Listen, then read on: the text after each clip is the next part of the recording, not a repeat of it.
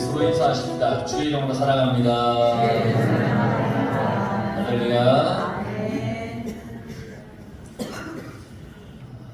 예수님 당시에 유대 나라는 로마가 통치를 했습니다. 황제는 총독을 파견해서 이제 그 지역들을 다스리게 했습니다. 총독은 유대인의 최대 명절이 유월절인데 그 유월절에 그 규례가 하나 있었는데 죄인 한 사람을 풀어주는 겁니다. 빌라도가 예수님 시대의 유대 땅의 총독이었는데 빌라도는 이 유월절 전례에 따라서 죄인 한 명을 놓아주려고 하는데 사람들에게 물어봅니다. 누굴 놓아주길 원하느냐? 바라바냐? 아니면 예수냐? 이 바라바라고 하는 사람은 성경에 보니까 유명한 죄수입니다. 유명했다 그랬습니다. 유명했다라고 하는 것이 에피세모스라는 헬라어 단어인데 이 뜻이 뭐냐면 악명이 높다는 겁니다. 악하다는 겁니다. 요한복음 18장 40절에 보면 이 사람이 강도입니다. 그러니까 유명하다는 것은 악명이 높은데 이 바라바는 강도입니다. 빌라도 총독은 종교 지도자들이 예수님을 시기해서 그를 죽이려고 한다는 것을 그렇게 알고 있었습니다. 그래서 유대인들은 당연히 이 강도인 바라바가 아니라 예수님을 선택할 줄 알았습니다. 예수님을 놔달라고 말할 줄 알았습니다. 빌라도는.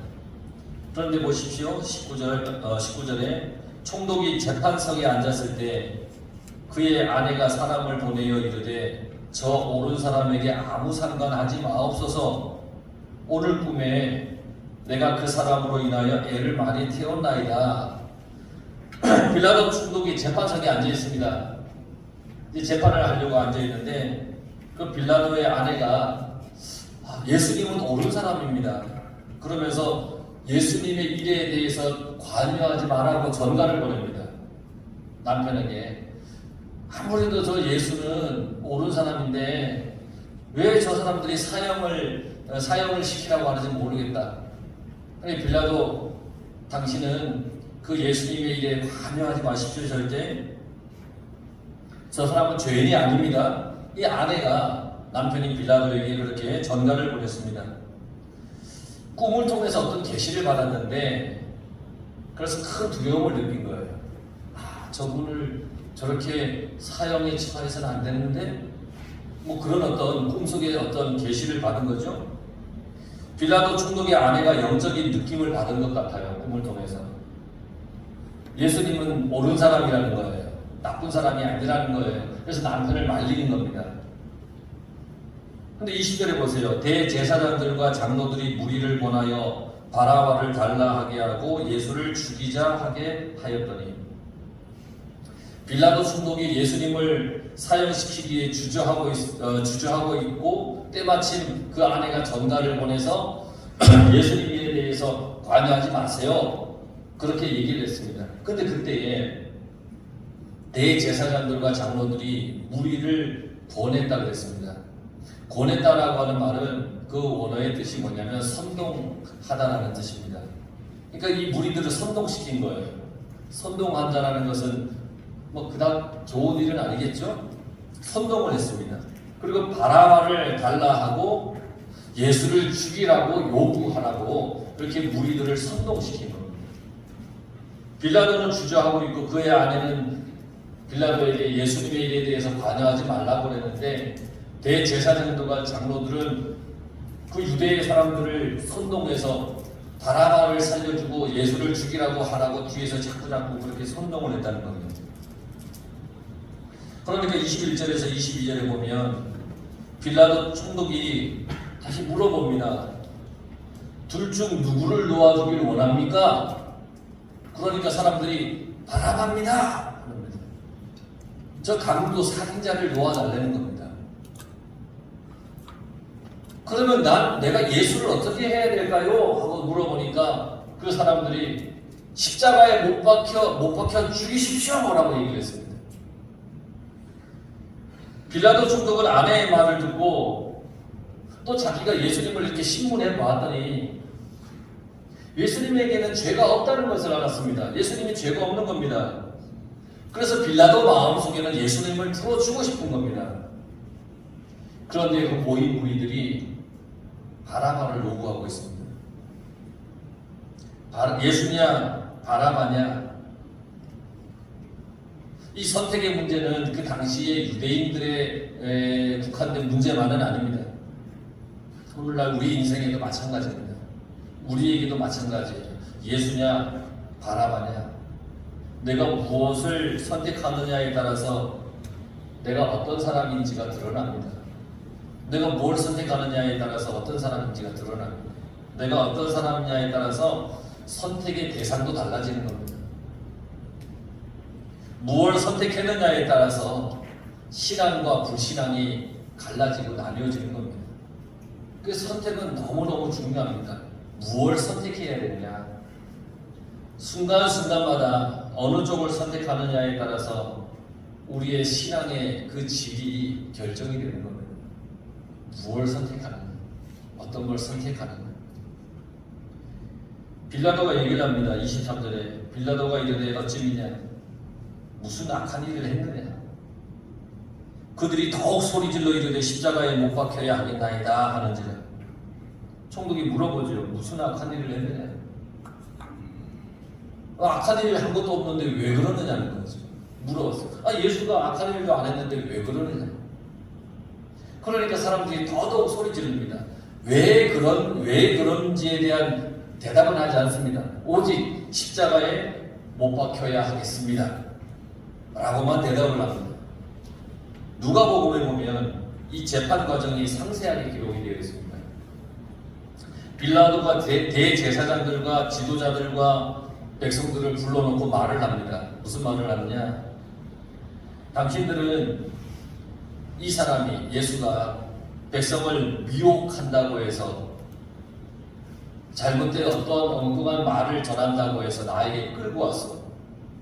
그래서 내가 이를 신문해 보았지만 이 사람에게서 죄를 찾지 못했어. 내가 헤롯 왕에게도 보내보아서 신문을 하게 해보았지만 반역죄를 찾지 못해서 우리에게 다시 돌려보냈어. 이 사람은 사형받을 만한 어떤 일도 저지르지 않았어. 나는 이 사람을 매질이나 해서 놓아주겠어. 빌라도가 그렇게 얘기를 했습니다. 대제사장과 장로들을 불러다 그렇게 얘기를 했습니다. 그 예수님에 관한 신문의 과정들을 쭉 얘기를 하는 겁니다. 황제에게까지도 보내봤지만 아무런 죄가 없다는 겁니다. 반역의 죄가 없습니다. 그러자 사람들이 일제히 다시 소리를 지릅니다. 십자가에 못 박혀야 하겠나이다. 그러니까 24절에 보면 빌라도가 도리어 걱정을 합니다.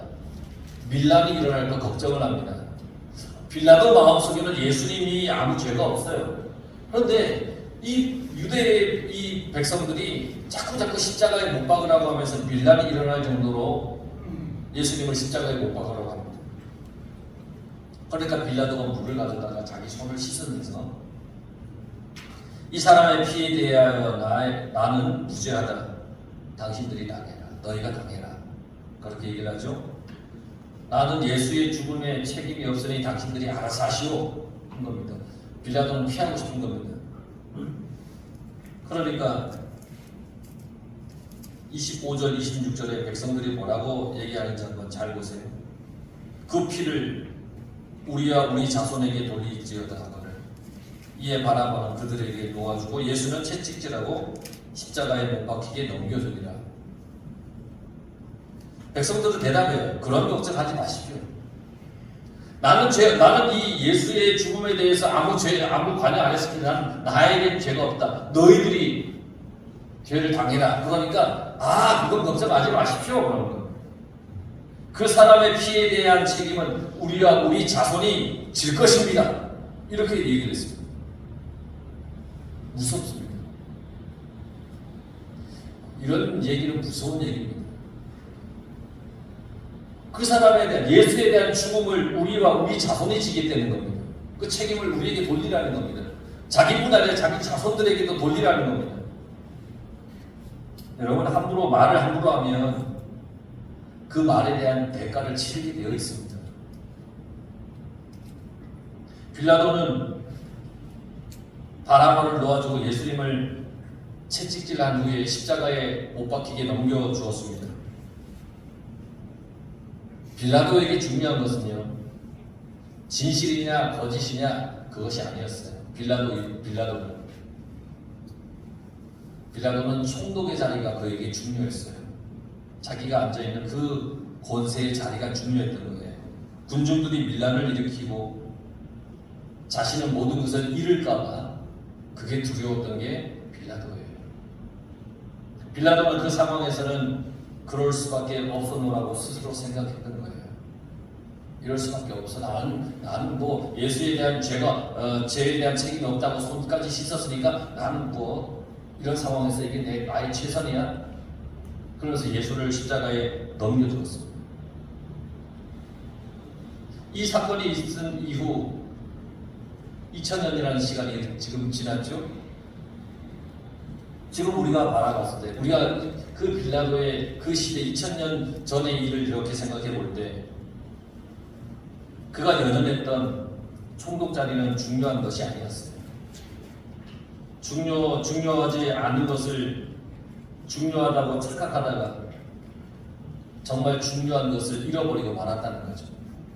중요하지 않은데 그게 중요하다고 착각해서 정말 중요한 그 예수님을 잃어버렸다는 것이죠. 우리가 그럴 때가 있지 않습니까? 중요하지 않은데 그게 정말 목숨같이 중요하다고 생각해서 내 믿음과 신앙과 예수님을 뒤로 밀어놓을 때가 얼마나 많이 있습니까? 바울이 얘기를 했습니다. 갈라디아서 1장 10절. 이제 내가 사람들에게 좋게 하랴 하나님께 좋게 하랴, 사람들에게 기쁨을 구하랴 내가 지금까지 사람의 기쁨을 구하였다면 그리스도의 종이 아닙니다. 지금 사람의 마음을 기쁘게 하려고 혹시 하고 있지 않습니까? 누군가 사람의 마음을 기쁘게 해요. 하나님의 마음을 기쁘게 해드리려고 우리는 그렇게 살아야 됩니다. 사람의 마음을 기쁘게 하기 위한 게 아니라 하나님의 마음을 기쁘게 해드리기 위해 그렇게 우리는 살아야 됩니다. 혹시 사람의 환심을 살려고 하지 않습니까? 사람의 환심을 살려고 하고 있다면 바울이 얘기를 했습니다. 나는 그리스도의 종이 아니다 하는 겁니다. 하나님을 기쁘게 해드리는 거예요. 우리는 하나님을 기쁘게 해드리기 위해 살아야 됩니다. 사도 바울은 불의한 사람들의 환심을 사려 하지 않았습니다.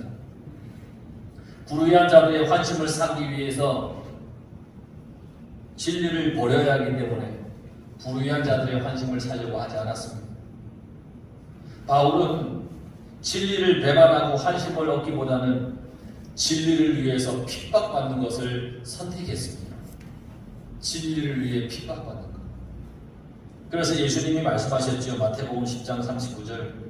자기 목숨을 얻는 자는 잃을 것이요 나를 위하여 자기 목숨을 잃는 자는 얻으리라. 여러분, 진리를 위해 핍박받는 길을 오히려 선택하시기 바랍니다. 그러면 생명을 얻는다 그랬습니다. 진리를 배반하고 환심을 사려고 하지 마시고 진리를 위해 핍박받는 그 길을 우리는 선택하는 겁니다. 우리 앞에 길이 놓여 있습니다. 진리를 따르는 그런 길, 의로운 길, 하나님의 말씀을 붙들고 말씀을 따라 살아가는 길, 이런 길들이 우리 앞에 놓여 있습니다. 그런데 이 길은 참 좁고 가는 사람이 적습니다. 하지만 우리는 그 길을 가야 합니다. 진리의 길이 좁고 가는 사람이 적더라도 그 길이 험해 보여도 우리는 그 길을 가야 되는 겁니다. 주님이 우리에게 그 길을 가라 그랬습니다. 예수님께서 가신 그 길을 우리가 가야 되는 것입니다. 넓고 편한 길을 택했다가 멸망의 길로 가지 마시고 주님이 말씀하시는 진리의 길, 비록 그 길이 험해 보여도 그 길을 여러분들이 걸어갈 수 있기를 간절히 바랍니다. 대제사장들과 장로들이 무리를 보냈습니다. 바라바를 달라 하게 하고 예수를 죽이자 하게 하였더니 다 이르되 십자가에 못 박혀야 하겠나이다. 십자가에 못 박혀야 하겠나이다. 그 피를 우리 자손들에게 돌릴지어다. 여러분 참 나쁜 사람들이죠. 정식적인 재판 절차도 다 무시했어요. 한밤중에 새벽에 한 사람의 생명을 죽이려고 재판을 한 겁니다. 진실을 따지기 위한 것이 아니라 그 사람을 죽이려고 재판을 한 겁니다. 예수님을 죽이려고 재판을 한 겁니다. 자기들의 방법대로 되지 않으니까 로마의 법을 이용해서 가장 저주스러운 그런 처형을 하려고 그렇게 그들이 모였습니다.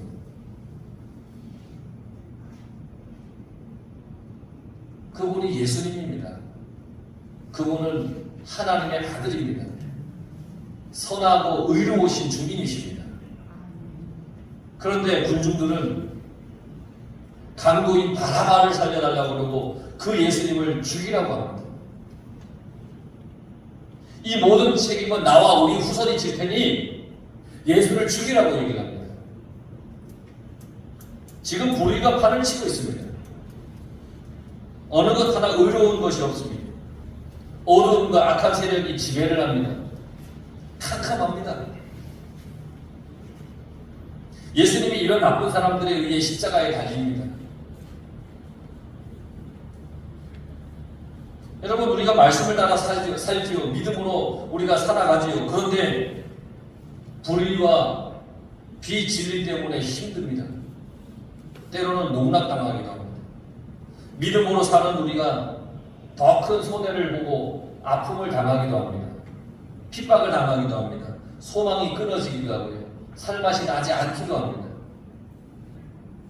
이럴 때 어떻게 해야 됩니까? 주님은 어떻게 하셨을까요? 살맛 나지 않고 괴롭고 힘들고 소망이 없었고요. 하지만 이러한 상황 속에서도요, 우리는 살려야 됩니다.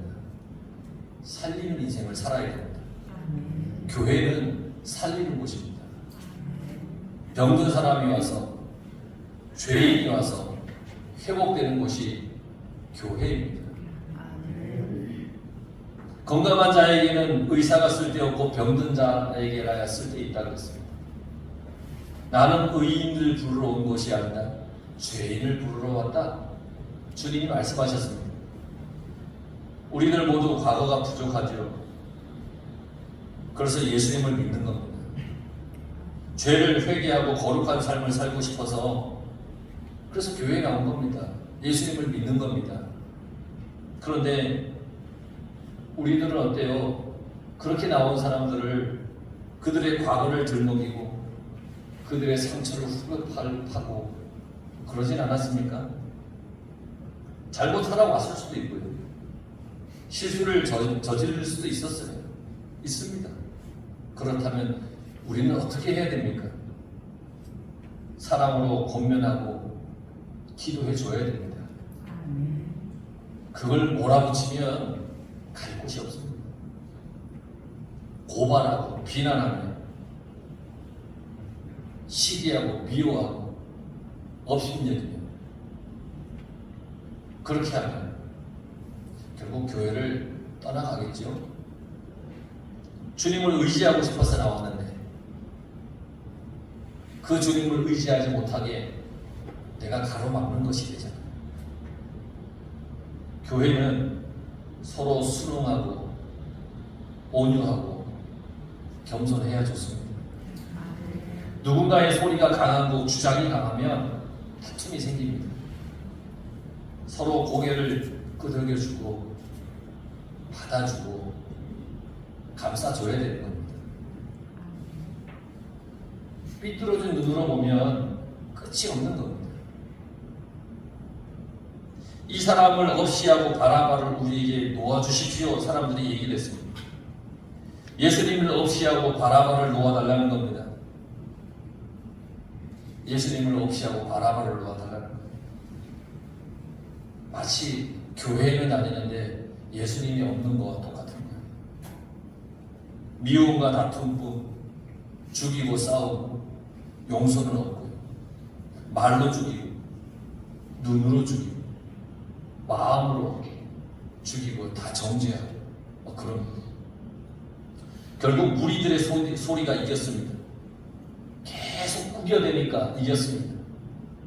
막 큰 소리 치니까 무리들이 이겼습니다. 근데 여러분 정말 무엇가 이겨야 됩니까? 진리의 말씀이 이겨야 됩니다.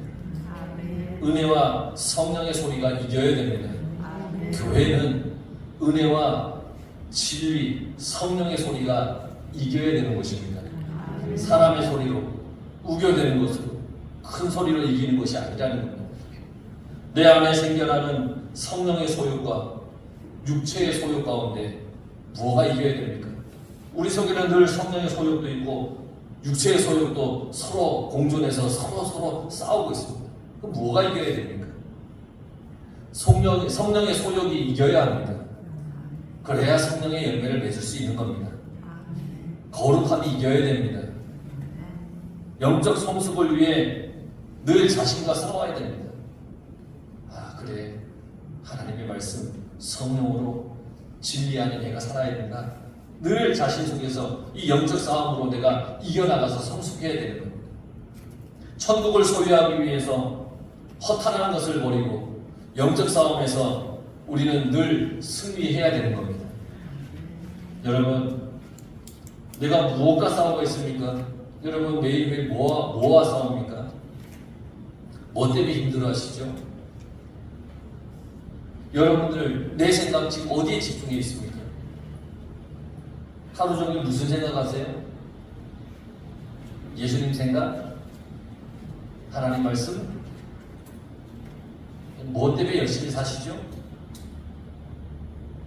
우리는 항상 주님을 위해 주님을 생각하며 말씀을 기억하며 그렇게 살아야 됩니다.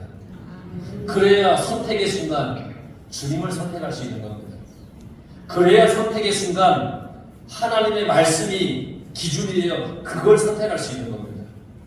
여러분 늘 예수님 생각, 하나님 말씀 기억하면서 그렇게 살아가시길 바랍니다. 바라바냐 예수님이냐 물을 때에 여러분 주저함 없이 예수님입니다.